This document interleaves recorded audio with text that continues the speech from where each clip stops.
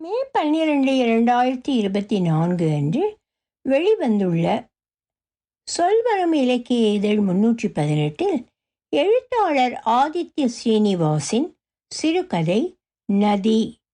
ஒலிவடிவம் சரஸ்வதி தியாகராஜன், பாஸ்டன். அன்புள்ள பேரனுக்கு, நலமாக இருக்கிறாயா? இன்று நீ கிளம்பியதும் உன் அம்மா ஒப்பாரிதான் வைத்தாள். விளக்கு வைத்த பின்னும் அழுகை. என்ன சொல்லியும் தேற்ற முடியவில்லை. நான் என் அம்மாவை நினைத்து கொண்டேன். என் அண்ணன் 6 மாதத்திற்கும் மேலாக விடாப்பிடியாய் நின்று ஆனவரை சச்சரவு செய்து சொத்தை பிரித்து வாங்கினான். என் அம்மா அன்று அழுதாள். நிலத்தை பிரித்து என்னடா பண்ண போறீங்க? ஒரு நெல்லு தானடா யார் விளைச்சாலும். கூட பிறந்தவங்க ஒன்றா மண்ணா இருந்தால் தான் என்னடா? திட்டியூர் வீரா, என் கண்ணால் இதையெல்லாம் பார்க்க வச்சிட்டியே.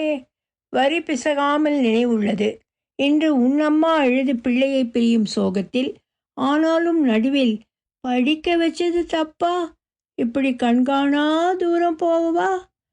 நிலம் கிடக்கே இருந்து பார்த்துக்கிட்டா போதாதா? இப்படி சொல்லியும் அழுதாள். ஆனால் இது பற்றி நீ கவலைப்பட வேண்டாம். காலை பொழுது புலர்ந்தால் மாடு கறக்க கிளம்பி விடுவாள் என் மருமகள். ஏன், இன்று பாலெல்லாம் கறந்து டிப்போ அனுப்பிவிட்டுத்தான் அழத் துவங்கினாள். ஆக இதை நினைத்து குழப்பிக்கொள்ளாதே. நான் என் 21ஆம் வயதில் சிங்கப்பூர் போனேன். என்னம்மாவின் அழுகைக்கு நடுவில்தான். நீ அமெரிக்கா சென்றிருக்கும் தூரத்தில் கால்வாசி கூட கிடையாது.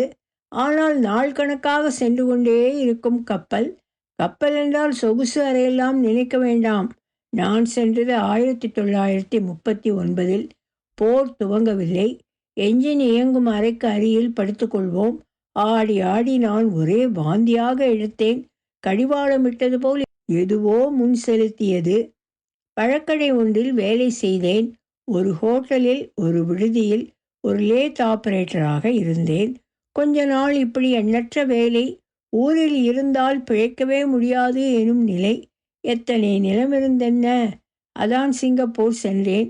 ஆனால் திரும்பி வந்து மண்ணோடு நிற்கிறேன். ஏதோ ஒரு நாள் மண் கொத்தி கொண்டிருக்கும் போது தோன்றியது, இது சரிவராது என்று. அதனால் சிங்கப்பூர் சென்றேன்.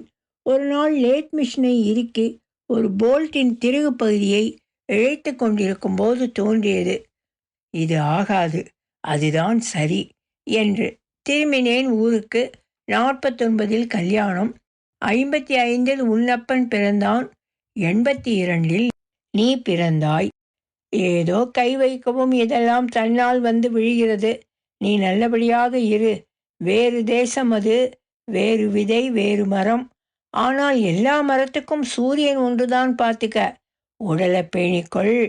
திரேக பயிற்சி முக்கியம். கல்லு மாதிரி இருக்கணும். நாணல் மாதிரி வளையணும். பூமி பெருசு, வாழ்க்கை பெருசுன்னோ சிறுசுன்னோ தெரிஞ்சுக்க ஒரு வாய்ப்பு. சுகமா இரு. கடிதம் எழுது. வீரன் துணை இருப்பான். அன்புடன், தாத்தா. 8/6/2002. இது நான் அமெரிக்கா வந்த பின் தாத்தா எழுதிய முதல் கடிதம். இன்று அமெரிக்காவிலேயே சொந்தமாக ஒரு வீடு வாங்கி குடிபெயர்கிறேன்.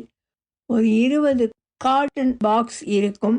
அதில் ஒன்றில் புக்ஸ் எனும் அட்டைப்பெட்டியில் ஒரு தனி ஃபைலில் இருந்தது இக்கடிதம். அம்மா அழுதது, அப்பா தழுதழுத்தது, எல்லாம் அன்று வினோதமாய் இருந்தது. நான் எப்போது என்று அமெரிக்கா வந்தேன். வேலை செய்த நிறுவனமே என்னை அனுப்பி வைத்தது. பின் 4 நிறுவனம் மாறிவிட்டேன். அமெரிக்கா வந்து 18 வருடம் ஆகிறது. மாதத்திற்கு ஒரு கடிதம் வந்துவிடும். கோயில் திருவிழா பற்றி, மாடு கன்று ஈந்தது பற்றி, பால் விலை உயர்ந்தது, கோயில் பூசாரி காலமானது, ஆட்சி மாற்றம், அவ்வளவும் கடிதமாய் வரும். நான் வாரம் ஒரு முறை ஃபோன் செய்து விடுவேன். என் குழப்பங்களை ஃபோனில் அவரிடம் சொல்வதுண்டு. வெறும் மட்டும் வரும். பின் பதில் ஒரு கடிதமாய் வரும். அவர் கடிதங்களை பல நேரங்களில் வந்ததும் படிக்க நேரம் கூடாது. டிராவல் பையில் வைத்திருப்பேன். நியூயார்க்கில், டல்லாஸில், சிகாகோவில், டென்வரில், சால்ட் லேக் சிட்டியில் என அமெரிக்கா முழுவதுக்கும் உடன் எடுத்துச் சென்று வாசித்திருக்கிறேன். இந்த கடிதத்தை வாசித்த போது நான் சாண்டியாகோவில் இருந்தேன். பாட்டி இறந்திருந்தாள். என்னால் செல்ல இயலவில்லை. புது ப்ராஜெக்ட் ஒன்று அசைன் ஆகி இருந்தது. என் ப்ரமோஷனுக்கும் வழிவகுக்கும் ஒன்று. அதே நேரம் என் மனைவி கர்ப்பமாக இருந்தாள். நான் வராதது குறித்து அப்பா திட்டி தீர்த்தார். டேய், நீ வந்து நெய்ப்பந்தம் பிடிச்சிருக்கணும்டா மட்டி பயலே, தழுதழுத்து அழுதபடி சொன்னார். அன்புள்ள பேரனுக்கு நான் நலம். நீ நலமா? ஆஷா நலமா? உன் பாட்டி காரியத்துக்கு வந்திருக்கலாம். ஆனால் சூழ்நிலை என்ன செய்ய முடியும் உன்னால்? நான் என்னை பற்றி எப்பொழுதுமே சுயம்பு என்று நினைத்து கொள்வதுண்டு. ஆனால் அப்படி அல்ல. அவள் என் உடலின் ஒரு உறுப்பு போல் இருந்திருக்கிறாள். எங்கள் திருமணம் 5/8/1949. அவளுக்கு 19 வயது. பெரிய கண்களை மிரட்சியுடன் உருட்டி கொண்டு உதட்டுக்கு மேல் வேர்வை புள்ளிகள் வரிசை கோக்க முடியை இழுத்து காதோரம் விட்டு கொண்டு ஒட்டியானத்தை சரி செய்து கொண்டு என் அருகில் நின்றாள். அந்த 5/8/1949 இன்று வரையிலும் ஒரு நாள் கூட அவளை விட்டு தனியாக இருந்ததில்லை. அப்படியாக வாழ்க்கை விதித்திருந்தது எங்களுக்கு. நேற்று இரவு வரை நன்றாக பேசி கொண்டிருந்தாள். சிங்கப்பூர்காரி ஒருத்திய காதலிச்சில, அவளை கேளு, தண்ணி கொண்டாந்து கொடுப்பா என்றபடி அடுப்பங்கரை சென்று நீர் சொம்பை டொங் என்று என் பக்கத்தில் வைத்துவிட்டு சென்றாள். காலையில் மாடு கறக்க பிந்தியது. நான் தான் அவளை எழுப்பப் போனேன். குழந்தையைப் போல் தூங்குவாள். ஆனால் அன்று முகம் மேலும் அசந்து ஒளி கொண்டிருந்தது. பிரேமா என்றபடி நேராக நாடியை பிடித்தேன். கோழி கழுத்து துடிப்பது போன்ற அந்த மென் அசைவு புலப்படவில்லை. எல்லா காரியங்களும் முடிந்தது. என் அம்மாவுக்கு கொல்லி போட்டபோது இப்படி அழுதேன். அதன் பின் இவளுக்கு நீ இல்லையே என்று வருத்தப்படாதே. உன் ஆரியர் நண்பன் ரங்கராஜ் இருந்தான். அவனை நெய்ப்பந்தம் பிடிக்கச் சொன்னேன். ரொம்பவும் தனியனாக உணர்கிறேன். அவளுடைய மாடுகளின் அசைவோடும் சப்தம், அவள் கோழிகளின் கொக்கரிப்பு எல்லாம் தனிமையை 1000 மடங்கு பெரிதாக்குகிறது. உனக்கும் உன் மனைவிக்கும் விருப்பமெனில் நான் அமெரிக்கா வரவா? அன்புடன் தாத்தா. 5/1/2008. நான் இப்படியான ஒரு கேள்வியை தாத்தாவிடமிருந்து எதிர்பார்க்கவில்லை. என் அப்பாவோ அம்மாவோ அமெரிக்கா வர வாய்ப்பே இல்லை. ஆனால் தாத்தாவால் வர முடியும் என்பதை நான் யோசித்ததே இல்லை. அப்போது ஆஷா பிரெக்னென்ட் வேறு.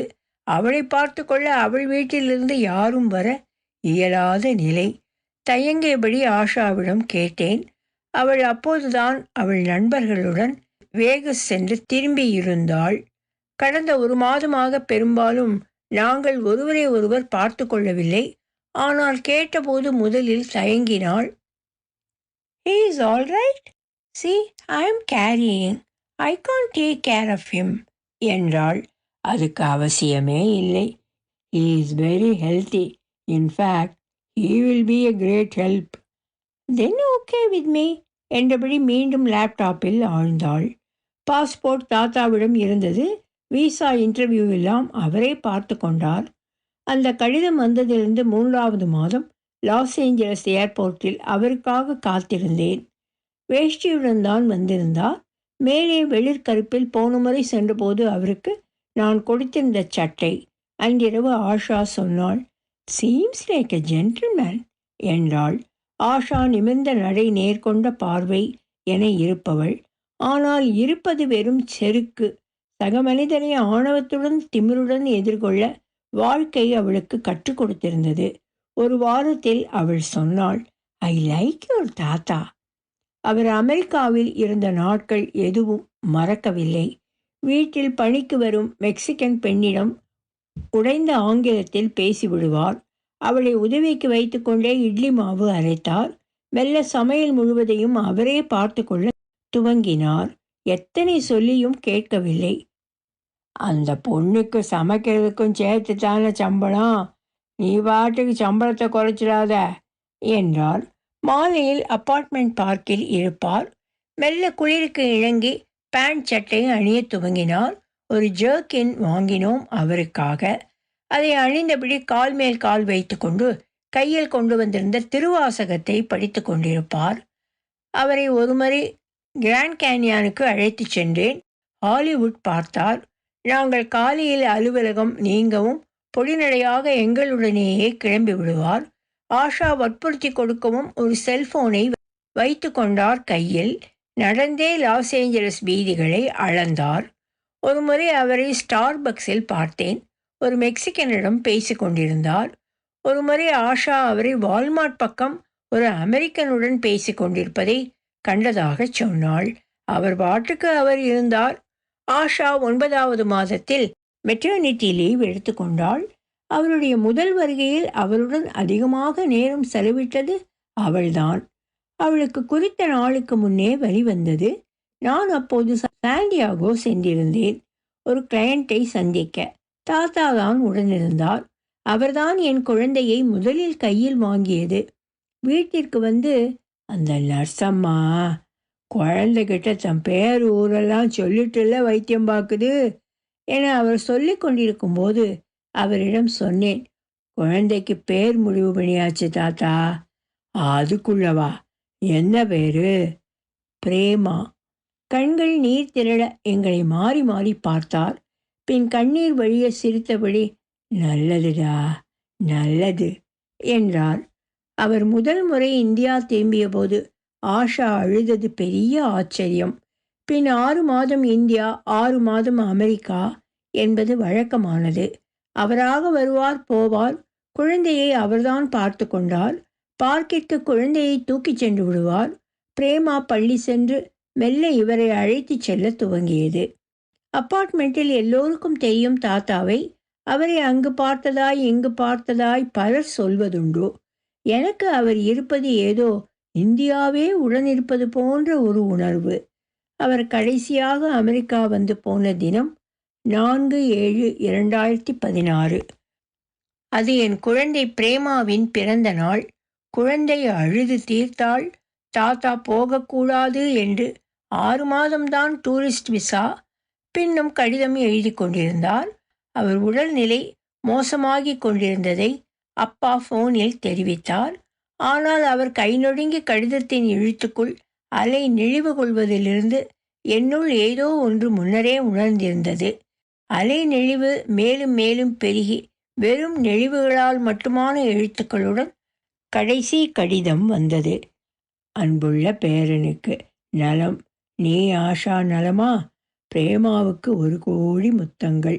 அடுத்த முறை வரும்போது ஒரு மலை அளவு ஐஸ்கிரீம் வாங்கி தருவதாக சொல். அவள் சின்ன கைகள் தினம் முகத்தில் விழவும் தான் கண் விழிக்கிறேன். நேற்று லட்சுமி கன்று ஈந்தது. செவப்பியை வாங்கி சென்றனர். மாடுகள் இறப்பது வரை நம்முடன் இருக்கட்டுமே என எனக்கு சிறு வயதிலிருந்தே தோன்றுவதுண்டு. ஆனால் விட்டு விடுவார்கள். பாவமாய் அம்மாஞ்சியாய் கருணையுடன் நோக்கும் செவப்பியை நேற்று ஓட்டிச் சென்றார்கள். நடைமுறை அல்லவா? நம் கருணையின் அன்பின் கணக்குகளை சமன் செய்யும் ஒரு நடைமுறை கணக்கு தராசின் மறுதட்டில் வைக்கப்படுகிறது அல்லவா? அந்த எடைதான் நம் மனம் உணரும் பாரம் போலும். நாம் எல்லைக்கு உட்பட்டவர்கள் இல்லையா? 2013 அமெரிக்கா வந்திருந்த போது ஒரு நிகழ்வு உன்னிடம் சொல்லவே இல்லை. எனக்கு ஸ்டார்பக்ஸில் பழக்கமானவர் டேவிட் மிச். நான், அவர், பாலோ எனும் இத்தாலியர், ஸ்டார்பக்ஸிலே வேலை பார்க்கும் ரெபக்கா. நாங்கள் எல்லோரும் ஸ்டார்பக்ஸில் தினம் 1 மணி நேரம் செலவிடுவதுண்டு. டேவிட் மிச் இராணுவ வீரர். சாகசமான வாழ்க்கை அவருடையது. மனைவி மக்கள் பற்றி தெரியவில்லை. குடும்பம் பற்றி விசாரிப்பது வழக்கமில்லையாமே. அங்கு நானும் கேட்பதில்லை. எங்கள் ஸ்டார்பக்ஸ் நட்பு 3 வருட நட்பு. 2013 வந்தபோது டேவிட் மிச் மட்டும் வரவே இல்லை. நான் மற்றவர்களை உசுப்பினேன் விசாரிக்க சொல்லி. அவர் செயின்ட் ஜான் காப்பகத்தில் இருப்பதாய் தகவல் வந்தது. சென்று பார்க்க முடிவு செய்தோம். நான், அந்த இத்தாலியன், ஆப்பிரிக்க பெண் ரெபக்கா, மெக்சிக நாட்டுக்காரர் ரஃபேல் எல்லோரும் சென்றோம். தேடி பிடித்து பார்த்தபோது ஜன்னலோரம் ஒரு சக்கர நாற்காலியில் அமர்ந்திருந்தார். கண்டதும் ஓ ஓவென அழுகை.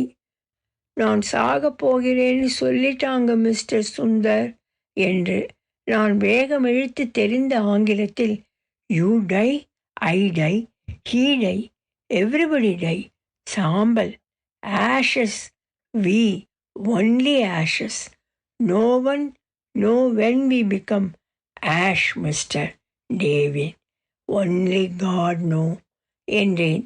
இப்போது நினைத்து கொள்கிறேன், நாம் வெறும் சாம்பலாகப் போகிறவர்கள். ஆண்டவனுக்குத்தான் தெரியும் என்றாலும் என் முடிவு அருகில்தான் என தோன்றுகிறது. 2015 உன் கருப்பு கோட்டை கடன் வாங்கினேன், நினைவுள்ளதா? அது மிச்சின் இறுதிச் சடங்குக்கு செல்வதற்குத்தான். யாரும் இல்லை, நாங்கள் ஸ்டார்பக்ஸ் நண்பர்கள் மட்டும்தான் இருந்தோம். இவ்வளவு தனியாக மனிதனை விடக்கூடாது இல்லையா? இந்த கடிதத்துடன் ஸ்டார்பக்ஸ் நண்பர்களுக்கும் கடிதம் எழுதியுள்ளேன். தெரிந்த ஆங்கிலத்தில். காலை 11 மணிக்கு ஸ்டார்பக்ஸ் சென்றால் அவர்களை பார்க்கலாம். யாரும் இல்லாவிட்டாலும் ரெபக்கா இருப்பாள். அவளுக்கான கடிதத்தை அவளிடம் கொடுத்துவிட்டு மற்றதை அவளிடம் ஒப்படைத்துவிடு. உனக்கு முதலில் எழுதிய கடிதத்தை நினைத்து கொள்கிறேன்.